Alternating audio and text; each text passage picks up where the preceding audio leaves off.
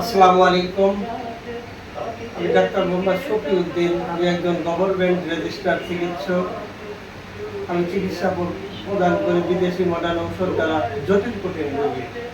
বন্ধুরা, আমি চিকিৎসা প্রদান করি আমার গুরুজি ভারতের পশ্চিমবঙ্গের গোল্ড মেডেলিস্ট ডাক্তার রুবিন বর্মন স্যারকে দেখানো পথ অবলম্বন করে ক্লাসিক্যাল পদ্ধতিতে। আজ একটি গুরুত্বপূর্ণ টপিকস নিয়ে হাজির হলাম, যেটা সারা বিশ্বের মানুষেরই প্রবলেম, মানুষ ভুগছে। সেই একটা কঠিন সমস্যা নিয়ে আপনাদের সম্মুখে হাজির হলাম। আজকের আলোচ্য বিষয়, খাবার খেতে খেতে পানি পান করলে কি হয়। ভাত খাচ্ছেন বা কোনো খাদ্যদ্রব্য খাচ্ছেন, খেতে খেতে পানি পান করলে কি হয়। এ প্রসঙ্গে আমাদের হুজুর পাক সাল্লাল্লাহু আলাইহি সাল্লাম বলেছেন, তোমরা যদি সুস্থ জীবন যাপন করতে চাও তাহলে উদার পূর্তি করে না খেয়ে পেটকে 3 ভাগে ভাগ করো। 1 ভাগ পানি দিয়ে পরিপূর্ণ করো, 1 ভাগ খাবার দিয়ে পরিপূর্ণ করো, 1 ভাগ খালি রেখো, যাতে তোমরা দম নিতে পারো। আজকে সেই খাবার খেতে খেতে পানি পান করলে কি হয় সেই প্রসঙ্গে আজকের আলোচনা। এই মুহূর্তে দেশ ও দেশের বাইরে থেকে যারা আমার ভিডিওটি দেখছেন, সবাইকে সুস্বাস্থ্য হোমিও চ্যানেলের পক্ষ থেকে মোবারকবাদ। আশা করি আপনারা সবাই ভালো আছেন। বন্ধুরা, যারা আমার চ্যানেলের নতুন, তারা আমার চ্যানেলটি সাবস্ক্রাইব করে রাখুন, কেননা নিত্য প্রয়োজনীয় ভিডিওগুলি আপলোড দেওয়ার সঙ্গে সঙ্গে যাতে আপনারা দেখতে পান, অনেক অজানা তথ্য জানতে পারেন। আপনাদের কল্যাণে আমি এই ভিডিওগুলি নির্মাণ করে থাকি এবং আপলোড প্রদান করি। তাহলে চলুন বন্ধুরা, আজকের আলোচ্য বিষয়, খাবার খেতে খেতে পানি পান করলে কি হয়।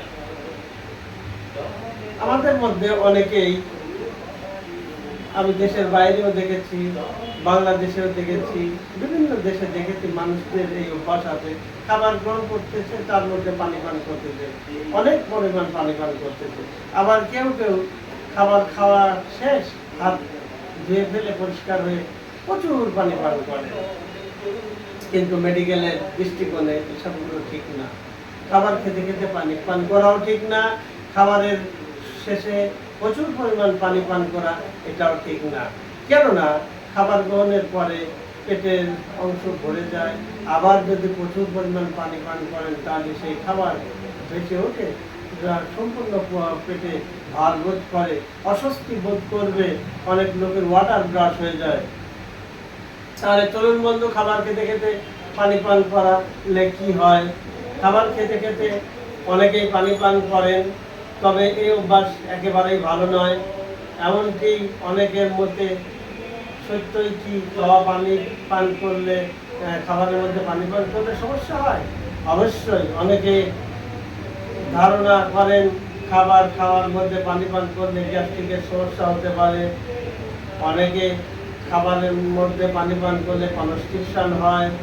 আবার অনেকে মনে করেন খাবারের মধ্যে পানি পান করলে খাবারের পুষ্টিগুণ শরীরে লাগে না। এছাড়া অনেকে মনে করেন খাবারের মধ্যে পানি পান করলে শরীরের ওজন বেড়ে যায়। এমনকি অনেকের মতে নানা জনের নানা। আসল সত্য কি সেটা আমাদের জানতে হবে। বিশেষজ্ঞদের মতে 2014 সালে পরীক্ষা নিরীক্ষা করে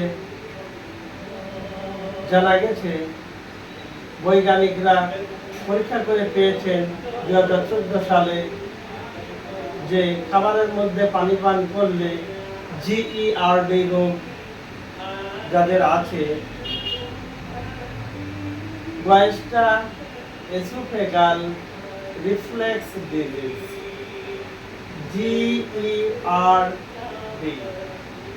জিতে গয়েস্টা, ইতে ইসোফেগাল, আরতে রিফ্লেক্স, ডিতে ডিজিজ। গয়েস্টা ইসোফেগাল রিফ্লেক্স ডিজিজ যাদের আছে, তারা খাবারের মধ্যে পানি পান করা একেবারেই ঠিক নয়। তাই এই নিয়ম মেনে চললে সকলের জন্য প্রকার গয়েস্টা ইসোফেগাল রিফ্লেক্স ডিজিজ কি, যা বিশেষ করে কারোরই খাবারের মধ্যে পানি পান করা ঠিক না, কিন্তু যারা গয়েস্টা ইসোফেগাল রিফ্লেক্স ডিজিজে ভুগছেন তাদের কখনোই পানি পান করা উচিত নয় খাবার গ্রহণের মাঝে। পেটের অ্যাসিডের উপর দিক ওঠে, পেটে যে গ্যাস হয় সেটা উপরের দিক ওঠে, এলে জিইআরডি সমস্যা হয়। যারা খাদ্য গ্রহণের পরে পেটের দিক ফুলে ওঠে বা অ্যাসিড হয়, এই রোগকেই বলা হয় জিইআরডি, গয়েস্টা ইসোফেগাল রিফ্লেক্স ডিজিজ। এই রোগে যারা ভোগেন তাদের কখনোই খাবারে খেতে খেতে পানি পান করা ঠিক নয়। এই রোগে পেটের অ্যাসিড খাদ্যনালী বরাবর গলার ভিতর উঠে আসে। পেটের প্রচুর পরিমাণ খাবারের মধ্যে পানি পান করলে অথবা খাবারের শেষে পানি পান করলে অনেক লোকের দেখে ওয়াটার ব্রাশ হয়, মুখ দিয়ে পানি উঠে আসে। আবার কোনো কোনো লোকের এই অ্যাসিড খাদ্যনালীর বরাবর গলার কাছে উঠে আসে, খাদ্যনালী বরাবর গলার কাছে উঠে আসে, যাকে আমরা বুক জ্বালা পোড়া, বুক ইত্যাদি বলে থাকি। এই সমস্যা থাকলে খাবারের মধ্যে কখনোই পানি পান করা যাবে না। বন্ধুরা, যুগ উপযোগী এই ভিডিওটি আপনারা জানলেন যে খাবার খেতে খেতে পানি পান করা কখনোই ঠিক নয়। হুজুর পাক সাল্লাল্লাহু আলাইহি ওয়াসাল্লাম বলেছেন, পেটকে 3 ভাগ করে 1 ভাগ খাবার দিয়ে ভরতে হবে, 1 ভাগ পানি দিয়ে ভরতে হবে, অপর ভাগ খালি রাখতে হবে যাতে তোমরা দম নিতে পারো। আর আমরা উদারপূর্তি করে খাচ্ছি, তারপরে আবার খাবারের মাঝে মাঝে পানিও খাচ্ছি, আবার খাবারের শেষে পর্যাপ্ত পরিমাণ পানি খাচ্ছি।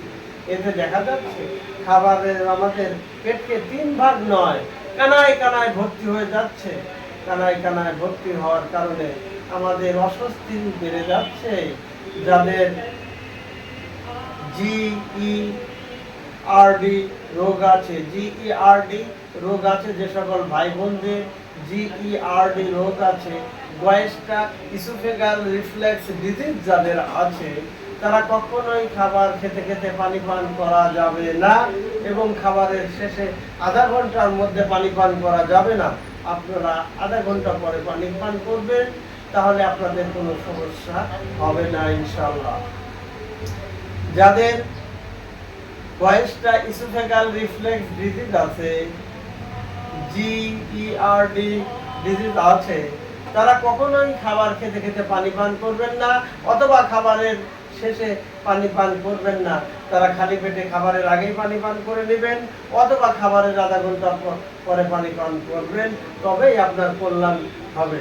কেননা আপনারা যখন খাবারের খেতে খেতে প্রচুর পরিমাণ পানি পান করেন, অত খাবারের শেষে প্রচুর পরিমাণ পানি পান করলে দেখা যায় যারা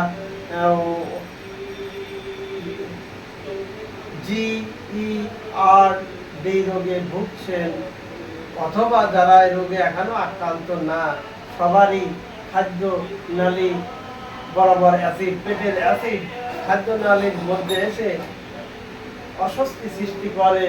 অনেকের বমি হয়, অনেকের ওয়াটার ব্রাশ পানি উঠে আসে গলা দিয়ে, আবার অনেকের দেখা যায় অস্বস্তি লাগতেই থাকে, অস্বস্তি লাগে। দেখা যায় আবার অনেক লোকের এই বিশেষ করে যাদের জিইআরডি গয়েস্টা ইসোফেগাল রিফ্লেক্স ডিজিজ আছে, তাদের কখনোই খাবারের খেতে খেতে পানি পান করা যাবে না। করলে দেখা যাবে পেটের অ্যাসিড খাদ্যনালী বরাবর গলার কাছে এসে থাকবে, টুকলা হয়ে থাকবে, অস্বস্তি লাগবে, নিঃশ্বাস নিতে পারবে না, কোনো কাজ কাম করতে পারবে না, অস্বস্তিতে সময় অতিবাহিত করতে হবে। যখন আস্তে আস্তে এই খাদ্য যখন হজম হবে, পেটটা কমবে, তখনই আস্তে আস্তে স্বস্তি লাগা শুরু হবে। তাই বন্ধুরা আমার, শুধু অ্যাডাল্ট নয়, বাচ্চাদের ক্ষেত্রে আপনারা দৃষ্টি দিবেন।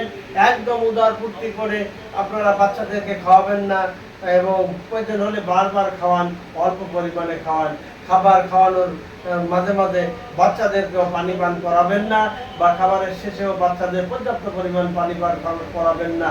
এতে বাচ্চাদের GERD ডিজিজ হবে, বাচ্চারা অস্বাস্থ্যকর হয়ে যাবে, বাচ্চাদের স্বাস্থ্যের উন্নতি হবে না, ক্ষুধা প্রতি চাহিদা থাকবে না, গ্যাসে ভুগতে থাকবে, বাচ্চারা অনেক সময় বমি করা শুরু করবে। তাই বন্ধুরা আমার, যাদের GERD রোগে আক্রান্ত, যারা এই রোগে ভুগছেন, গ্যাস্ট্রাইসোফেগাল রিফ্লেক্স ডিজিজে যারা ভুগছেন, তারা কখনোই খাবারের মাঝে বারবার পানি পান করবেন না এবং খাবার শেষেও পানি পান করবেন না। তারা খাবারের আগেই খালি পেটে পানি পান করে নেবেন, অথবা খাবারের আধা ঘন্টা পরে পানি পান করবেন।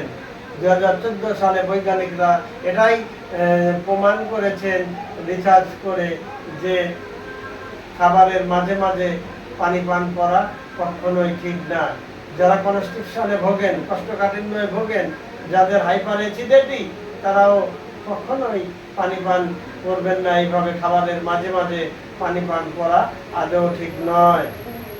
খাবারের আধা ঘন্টা আগে অথবা আধা ঘন্টা পরে পানি পান করবেন।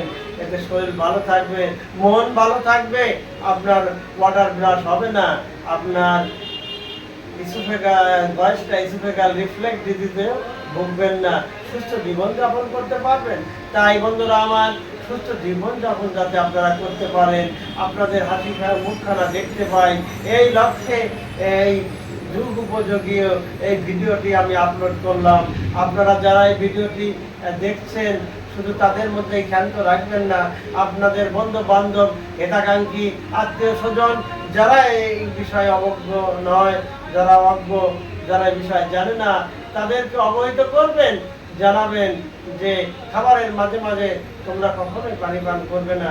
বিশেষ করে যারা গ্যাস্ট্রাইসোফেগাল রিফ্লেক্সে ঢুকছেন, তাদেরকে আপনারা নিজের দায়িত্ব মনে করে নিউজটা পৌঁছায় দিবেন যে খাবারের মাঝে মাঝে তোমরা কখনোই পানি পান করবে না।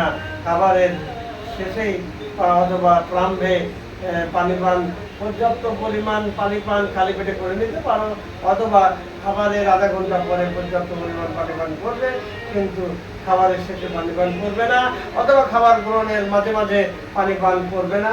তাহলে সুস্থ জীবন যাপন করতে পারবা, সুস্থ সময় অতিবাহিত করতে পারবে সুস্থভাবে। তাই বন্ধুরা, আমার মুখ্য উদ্দেশ্য আপনারা সুস্থ জীবন যাপন করেন, সুস্থভাবে আল্লাহর ইবাদত বন্দেগী করেন। আল্লাহ প্রদত্ত আমাদের যে আয়ুকাল দিয়েছে, আমরা শান্তিতে অতিবাহিত করে পরপারের ডাকে সাড়া দিতে পারি, এই প্রত্যাশা রেখে গ্রাম বাংলার মানুষের স্বাস্থ্যের উন্নতি কামনা করে সুস্থ জীবন যাপনের সুযোগ গ্রহণ করুন।